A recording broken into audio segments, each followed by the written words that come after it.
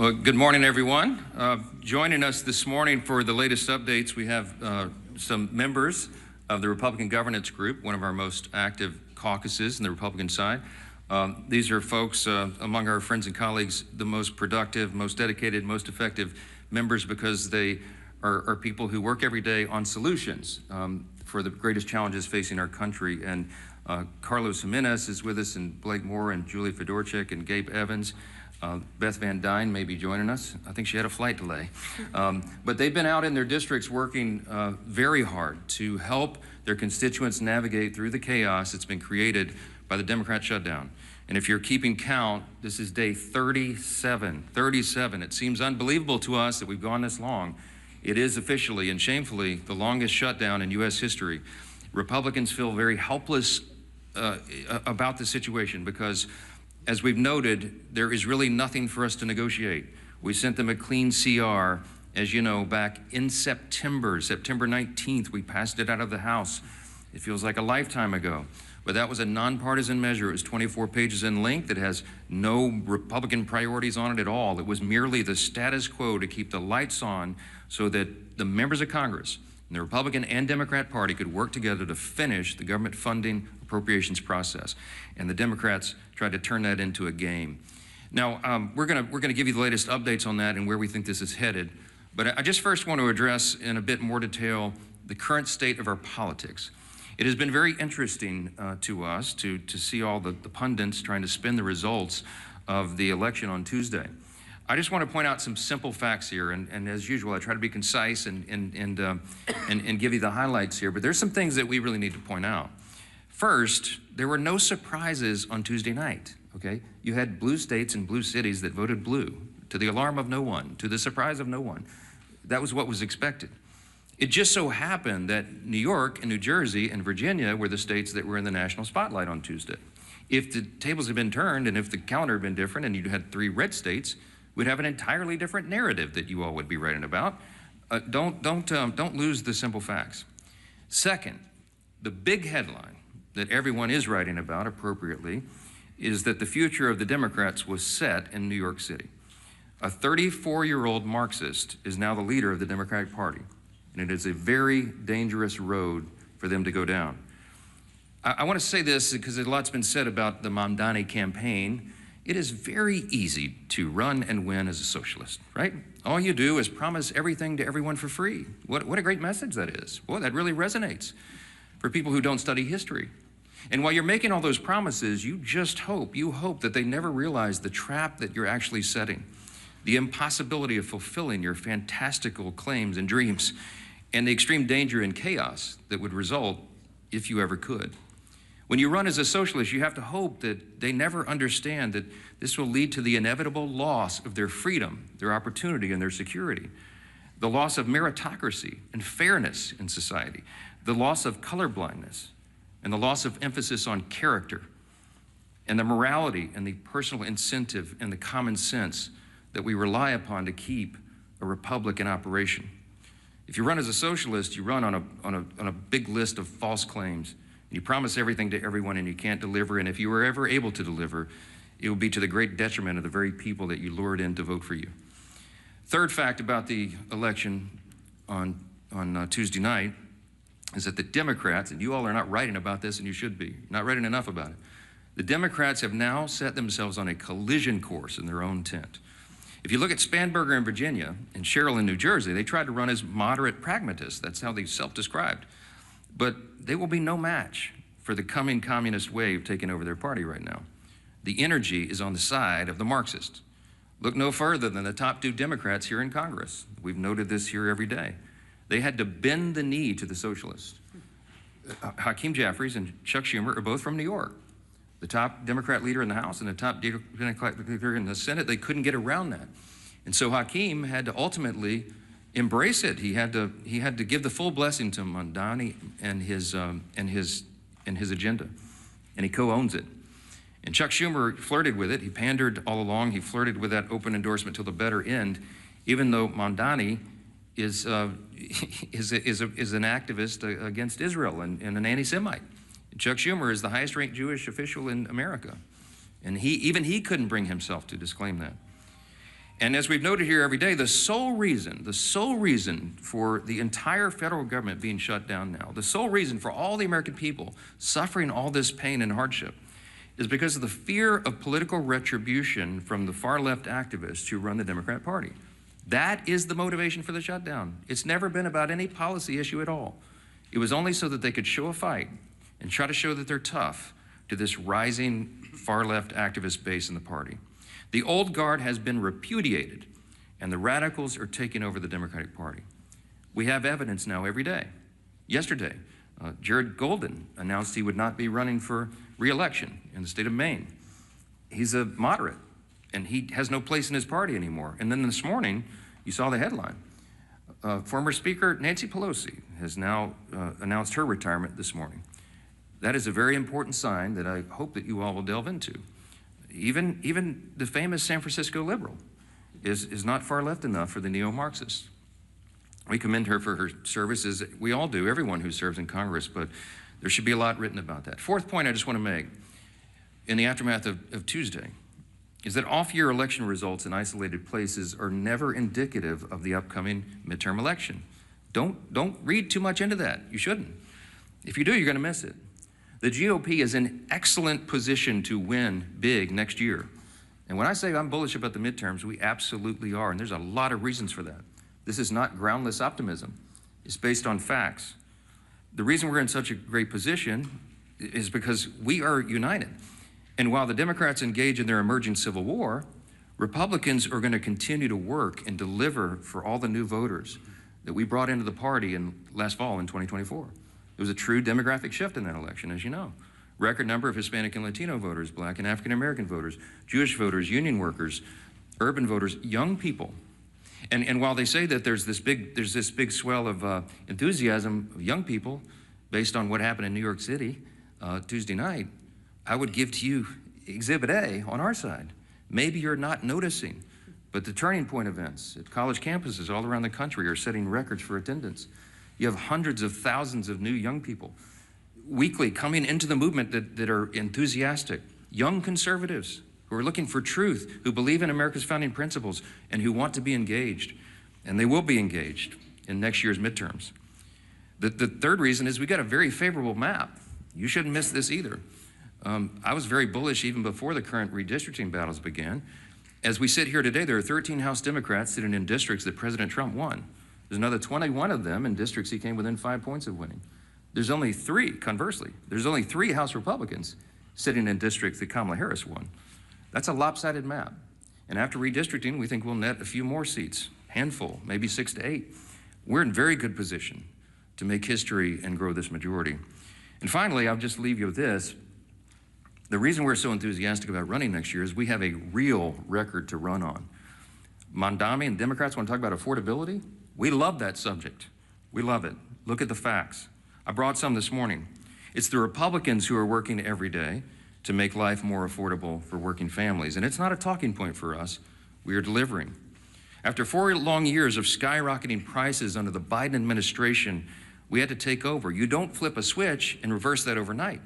It takes a while to work those policies out of the system and to get the new ones in. President Trump and Republicans are delivering results for the American people that they can see and feel.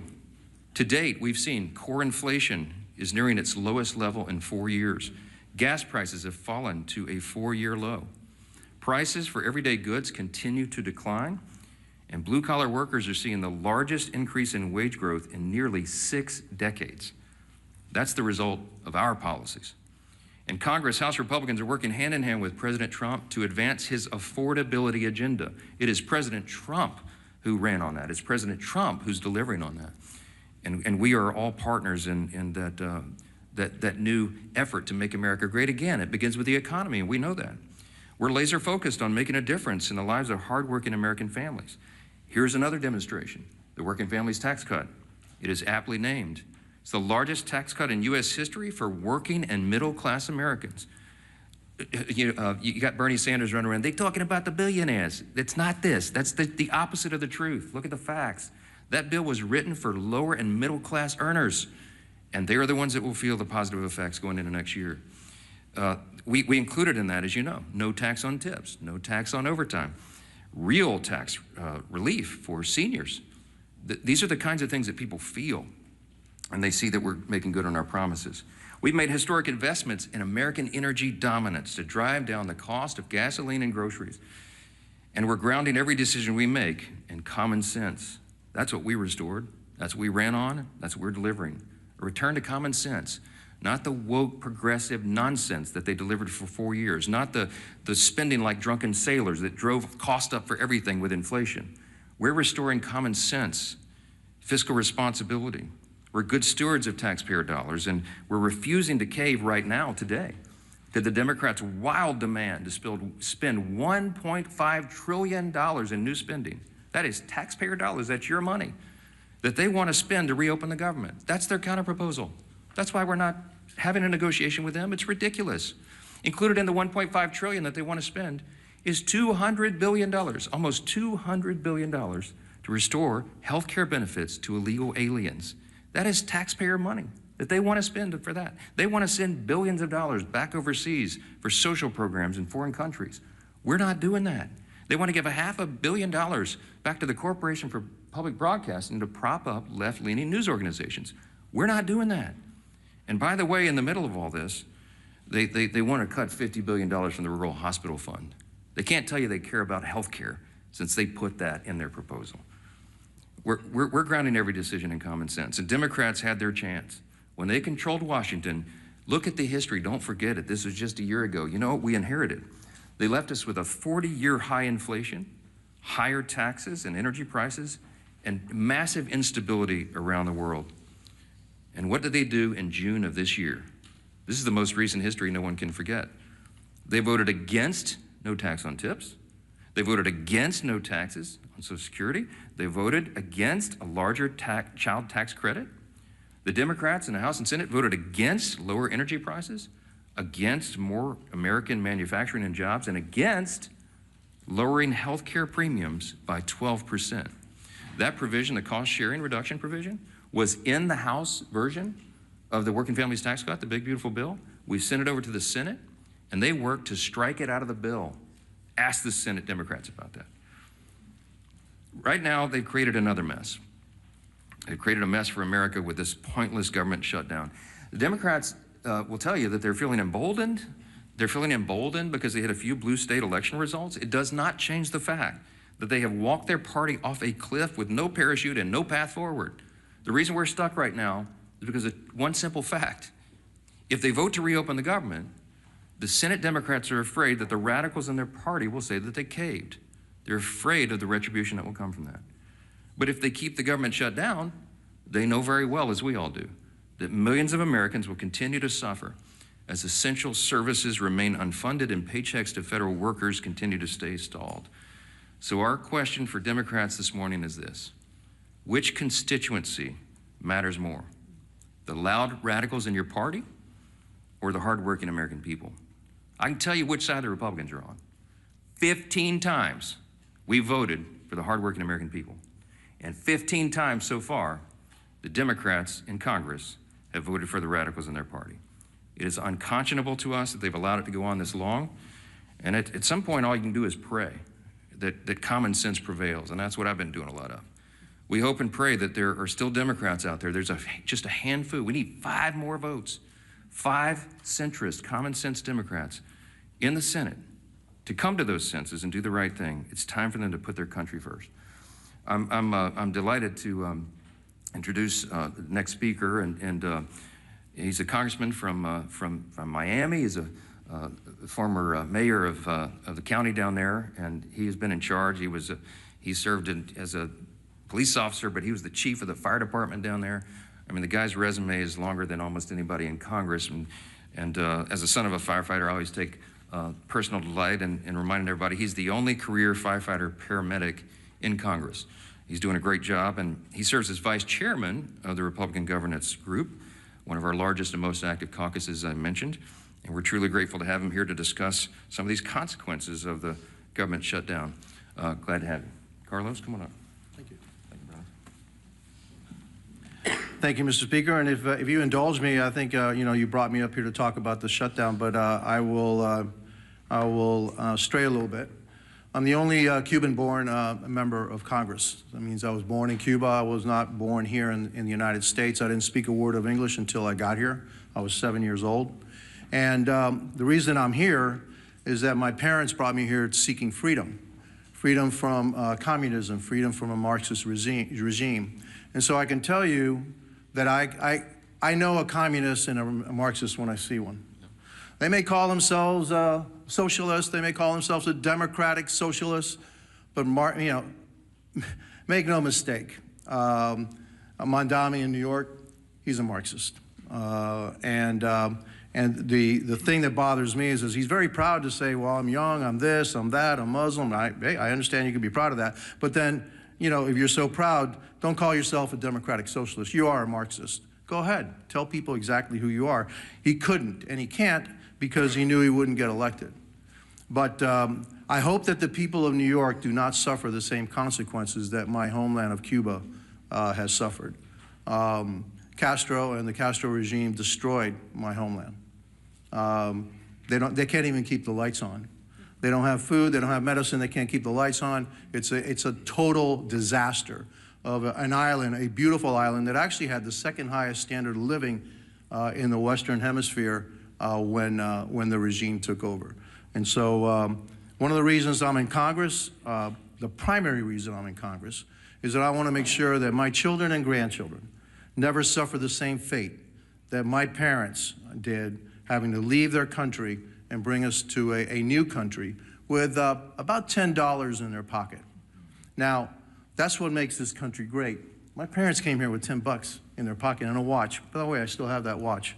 All right? And here I am. Their son was a firefighter.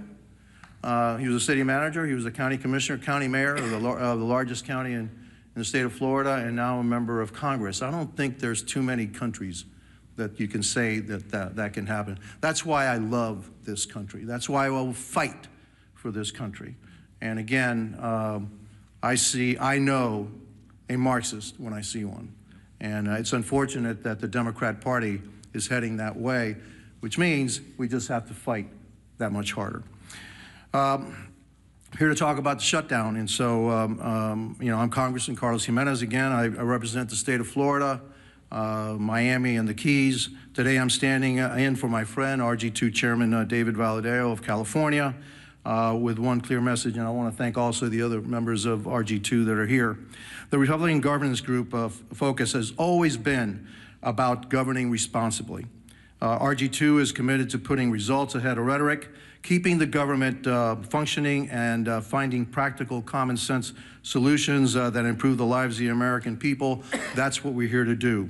And that means that we do what's right, even when it's hard. Yes, we're here on day 37 of the Democrat government shutdown, and with each passing day, more Americans are feeling the impact. The effects in my hometown or in my state. In my home state of Florida, 155,000 federal employees have not received their paychecks. Close to 2 million Floridians who rely on SNAP, including more than 1 million children, will not be getting their benefits. My colleagues on the other side insist we have chosen, my colleagues on the other side of the aisle have chosen politics over food security for millions of Americans. Small business loans are being delayed, totaling nearly $300 million in missed distributions, costing our state estimated $1.7 billion in economic benefit alone. Starting Friday, 10% of the American airspace is going to be reduced because of the shutdowns ahead of the busy holiday season. More than 3,500 flights will either be delayed or canceled altogether. That's true effect of this shutdown. Let me be clear, holding the government hostage is not a responsible way to negotiate policy. On September 19th, the House of Representatives voted to extend government funding to keep the government open. And as the Speaker said, with a clean CR. There were no riders in it. There's no policy differences. It's actually a Biden budget, right? And so, what is the problem? No, there is no problem. It's politics. That's the problem. Meanwhile, Senate Democrats have voted 14, now you say 15 times to keep the government closed. The funding bill before the Senate is the same short-term continuing resolution that we passed 15 times under President Biden with bipartisan support. And I supported each and every one of them to keep the government open. And I know that most, if not all, the members of RG2 also voted for the CRs to keep the government funded. We can and should debate serious issues like healthcare costs, but not at the expense of hardworking American families. I urge my Senate Democrat colleagues to pass the continuing resolution so that we can reopen the government and return to the table to negotiate real solutions. History shows that when Congress works together, we can find solutions without inflicting pain on the American people. I urge Senate Democrats again to reopen the government, end the suffering, and then join us in crafting meaningful bipartisan policy meant to improve the lives of everyday Americans. That's how we govern responsibly, and that's how we serve the American people. And I want to thank you for giving me the opportunity. And I guess now I want to turn the dais over to our Majority Leader, Steve Scalise. Well, thank you, Carlos. And what an honor it is to follow my dear friend Carlos Jimenez, who really is the epitome of the American dream. You know, when you hear stories like his, sad stories, the root of it, having to flee your home country because Cuba fell to Marxism, to communism. But luckily, for people like Carlos, all around the world, there's one place that they can look to if they want a North Star. If they still believe in freedom, they yearn for that desire, and then it fails in their home country, they can look to the United States because the United States represents freedom all around the world. And how dangerous of a position that is when Marxists from within try to change it here, try to unravel what makes America so great. And as Carlos came to seek that freedom that millions others have as well, like my great-grandparents who came from Italy to seek that same freedom. Ronald Reagan said it best: freedom is only one generation away from extinction if we don't fight to defend it. Those words of Reagan still ring true today because, Carlos, we will continue to fight for freedom. But it's not an empty fight. There are people on the other side here in America that are pushing back, that want to destroy that capitalist free market system. And so when you look at the results of the election, anybody that wants to go celebrate a blue state voting blue, what they're not acknowledging is what happened in a city like New York. It reverberates. When New York elects a Marxist as their mayor, there are other Democrats that are now looking and saying, does the Democrat Party represent me anymore? And today you heard it again. Democrats are the ones who are looking and saying that they're done with the Democrat Party. Jared Golden yesterday announced he's not going to run again. And he didn't just say he wasn't going to run again because he got tired of serving in Congress. I think it's really important to pay attention to what Jared Golden said. And he is in a swing district.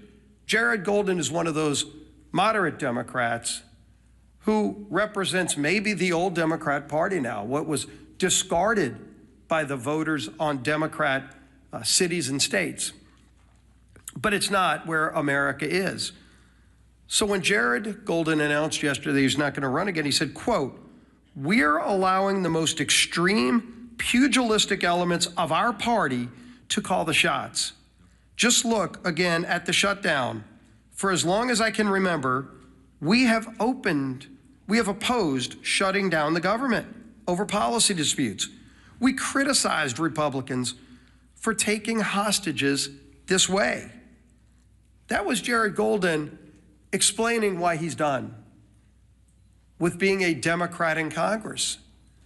And when the Democrat Party no longer stands for common sense, for members that do on occasion reach across the aisle, they're going to be relegated to a scrap heap of history, because America is not a socialist nation. While the Democrat Party has turned their leadership structure over to a socialist, it's not where America is. And if they're running people like Jared Golden out of their party, they can go celebrate the results of last night's election. Again, if Alabama held an election also Tuesday, and gee whiz, a Republican governor was elected governor of Alabama, would anybody be writing a story about it? Of course not. So let them go celebrate New Jersey electing a Democrat governor, New York City electing a Democrat. The real concern is that the Cuomo wing of the Democrat Party got destroyed by the Mandami wing of the Democrat Party. And if they want to call that a victory, good luck. Something tells me they're not going to be sending Mandami to swing districts around America. He's not going to Maine. Let Mandami go to Maine for that now open seat in Congress, a 50-50 district. Will they be sending Mandami to those kind of swing districts? Colorado, where somebody like Gabe Evans represents, is Mandami going to be going there? Because that's where their party is now headed. And they chose that. But America is not embracing that form of socialism. We know what you get from socialism. You get the promises of free everything. But Americans know innately there's no such thing as a free lunch. All you end up with, the results, are the hollow promises and the failures that come with those promises, because you know you get what you pay for. And somebody else is going to have to pay for that free thing. And a lot of those rich people they love denouncing are leaving. Many have already left. So even when they go raise taxes even more with the highest rates you can imagine, who's going to pay those higher rates? It's not going to be the millionaires and billionaires. Many of them have already left. It's going to be hardworking families in New York City. Good news for you, you might be making $100,000 a year. By the way, a police officer married to a school teacher makes more than that in New York City. They're going to be the quote unquote rich who get the higher taxes and the free buses and the grocery stores that are run by the government with empty shelves and expired food. That's what they're going to get. But the rest of America is not going to have it. So while Democrats keep the government shut down, and they brag about it, I mean, you heard Senator Murphy yesterday, quote, "I think we're in an enormously strong position right now." Strong position? What's so strong about taking food out of the mouths of 42 American families? What is strong about that, Senator? Sure, you can vote again today to keep the government shut down, but there's nothing strong about denying food to people who are low income and who can't afford it. That's a weak place to be. But that's what they're bragging about. When, as we saw, the transportation secretary yesterday said 10% of flights are going to have to be cut back because we don't have enough air traffic controllers because Democrats chose not to pay them. And so people are getting ready to go travel to see their family, hopefully, for Thanksgiving. But they're not going to be able to get that flight. They're going to have to leave a day or two earlier to drive. Maybe they won't be able to fly. But don't worry. Some Democrat senator thinks he's in a stronger position because he's now leveraged Americans as pawns in some game. That's what they think this is. It's disgusting. And the American people are catching on. And so while Democrats applaud socialism being the new wave of their party, the few common sense Democrats left in their party are leaving, running for the exits. Well, you might be able to leave New York City and go to Florida or Texas or somewhere else, but if they destroy America, there's nowhere else to go.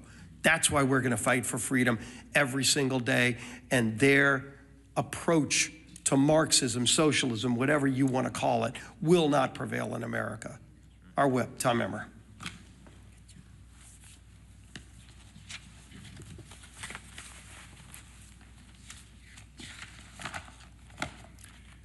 It's day 37 of the Democrat government shutdown, and one thing has become clearer, more clear now than ever. The Democrat Party of today is not your grandparents' Democrat Party. They refuse to govern. They resort to hostage-taking when they don't get their way. They routinely put politics before people. And now they have made communists and assassination fantasizers the pillars of their party. Democrats claim they want to make life more affordable for hardworking Americans, but every time that they've had the majorities in Congress and a Democrat president in the White House, they've done the exact opposite. Take the American Rescue Plan under Joe Biden, for example, which was later deemed by economic experts as the, quote, original sin that led to double-digit inflation.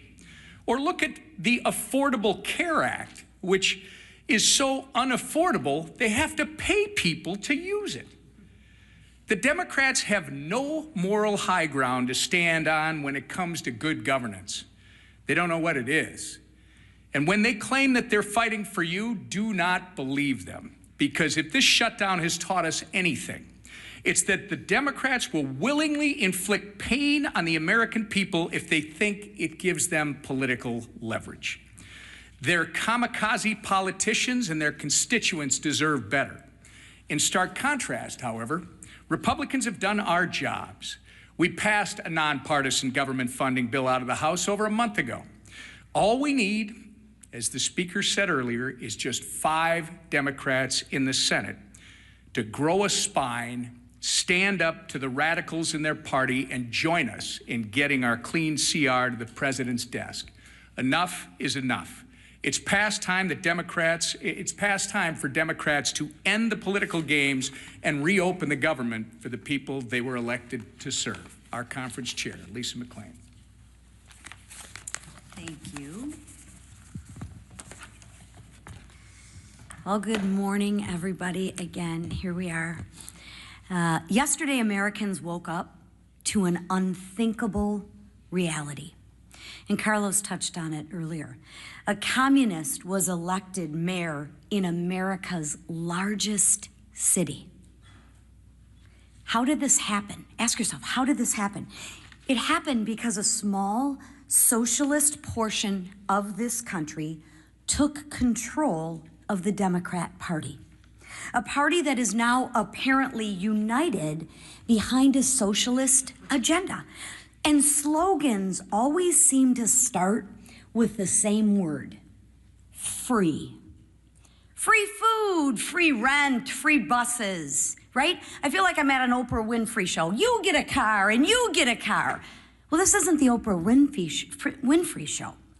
And like many of you, my parents taught me a really good lesson when I was young. Nothing is free. Everything comes with a cost. Absolutely nothing is free. We all learned that. Look no further than the Democrats' disastrous shutdown plan. They want to give free health care to illegals. Come to our country. We'll give you, illegally mind you, we'll give you free health care on the backs of hard-working Americans. And in demanding that, they're asking for $1.5 trillion in wasteful spending and a painful shutdown. A shutdown that has denied food assistance to 42 million American families. 42 million American families. A shutdown that has forced law enforcement to work without pay. But don't worry, I'm sure those law enforcement agents can go and get free food from their local grocery store, and somebody will pay their free rent, right? Yeah, I live in reality, not fantasy. The Democrats want to jeopardize our national security. And now, flights have been reduced by 10% at 40 of our major airports. I think air traffic, like when you get on a plane, what's next? Like your plane rides are gonna be free too? I mean, why stop at food and buses? Let's just give everything free. It doesn't work like that, people. Nothing's free. Somebody is paying. And who pays? Anybody wanna guess who pays? Hardworking taxpayers, American taxpayers. That's who pay. Nothing's free, right? Nothing is free. Look at your Republican leaders. Just compare and contrast. That's why we voted more than a month ago to actually fund the government.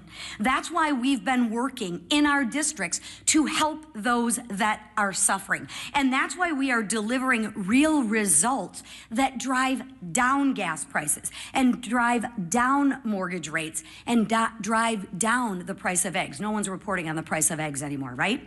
Now, not for illegals, not for radicals, and not for communists who despise this country, but for the men and women who love America, like Carlos and his family who came over.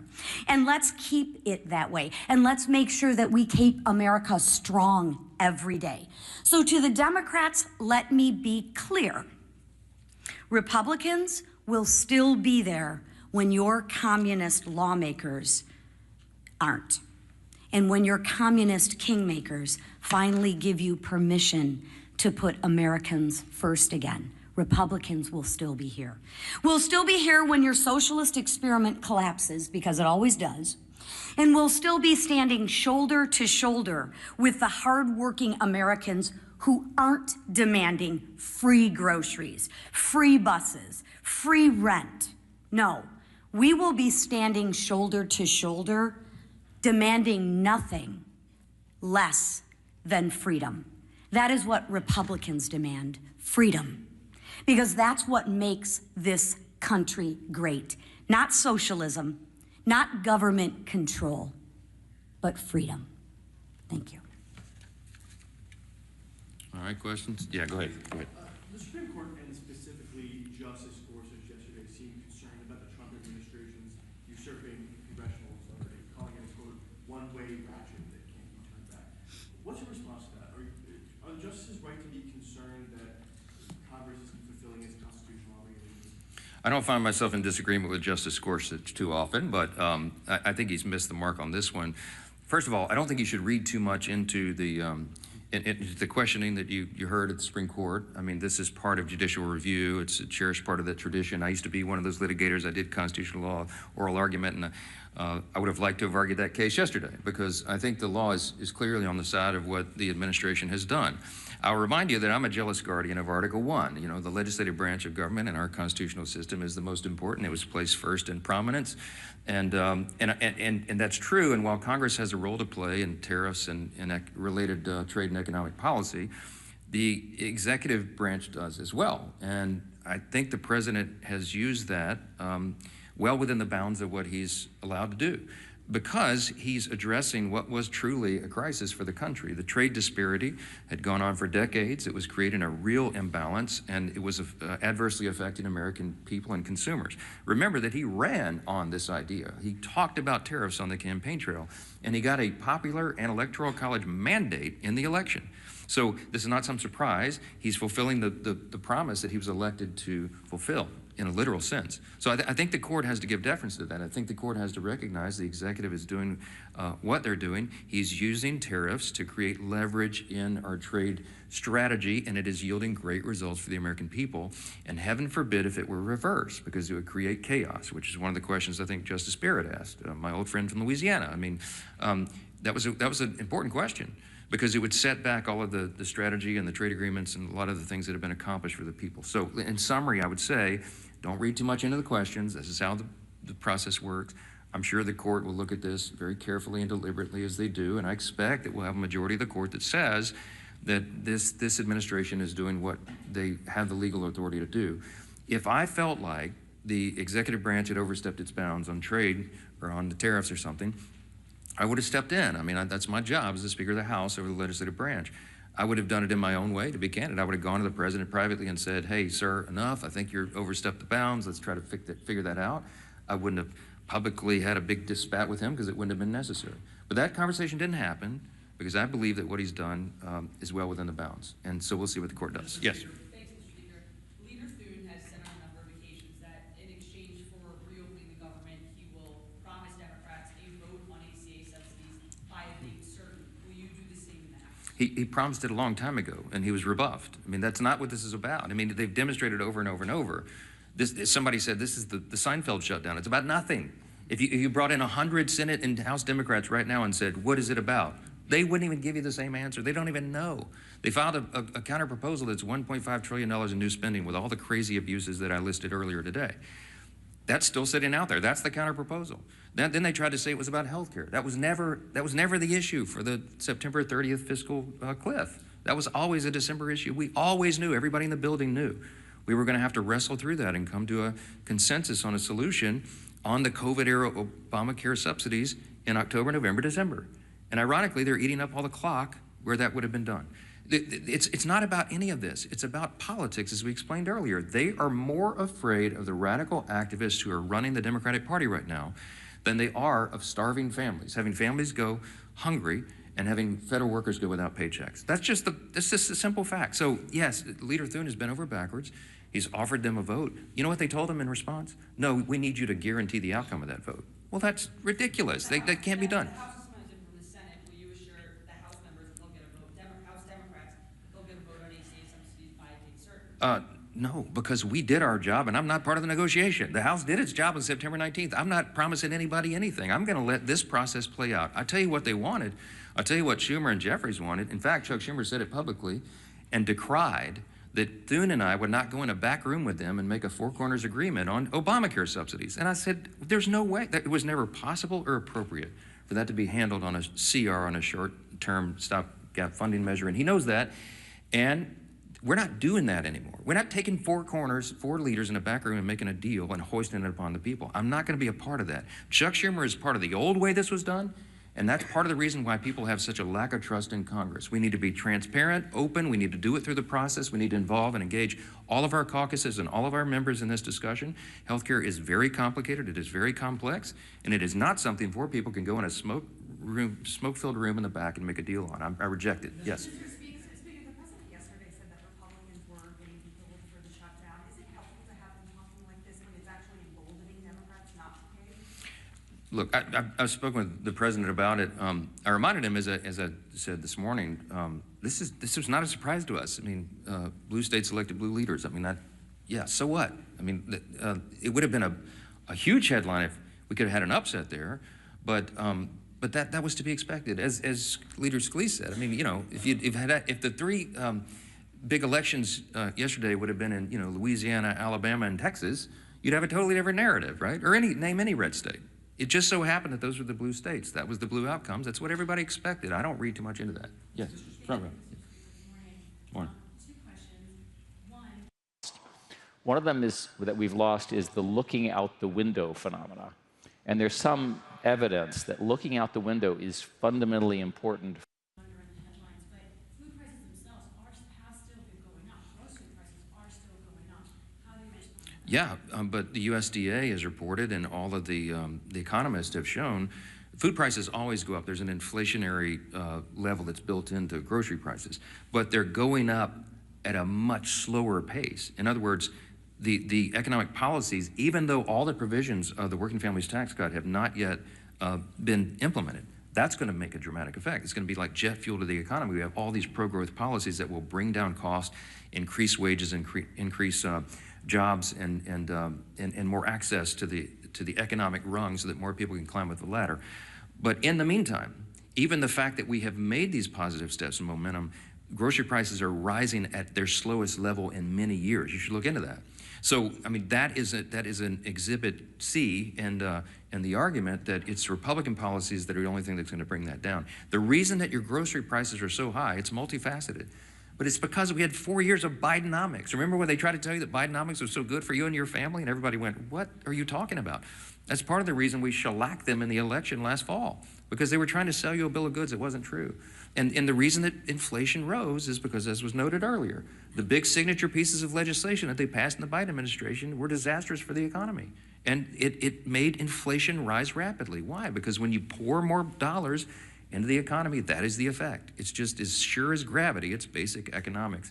And the Marxist and the socialist who are taking over the Democratic Party turn a blind eye to the reality of basic economics. And you're going to see the effects of that as well. Yes?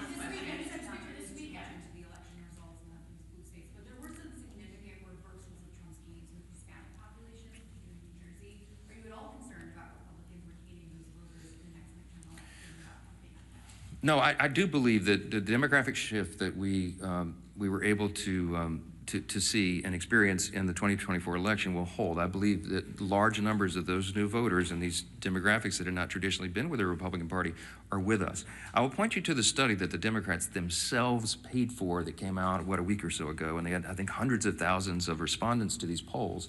And the Democrats determined in their own analysis that they are regarded as weak, woke, and out of touch with the people, okay? That's why they lost last November, and that's why they're gonna lose this coming November, okay? As Carlos Jimenez said, as a Cuban who came here, his family immigrated here, he came here when he was 7. This is the American dream. I know that the Hispanic and Latino populations across this country understand which party is delivering for them, and they're going to feel that positive effect. They're going to feel increased wages and more opportunity, and before they get to that election next fall. And that's why we did the big beautiful bill, the Working Families Tax Cut, so early in the year, because we wanted that to really take hold after the beginning of the year so that people will feel that. And we're convinced they will, and I think that's going to inure to our benefit. Thank you all so much.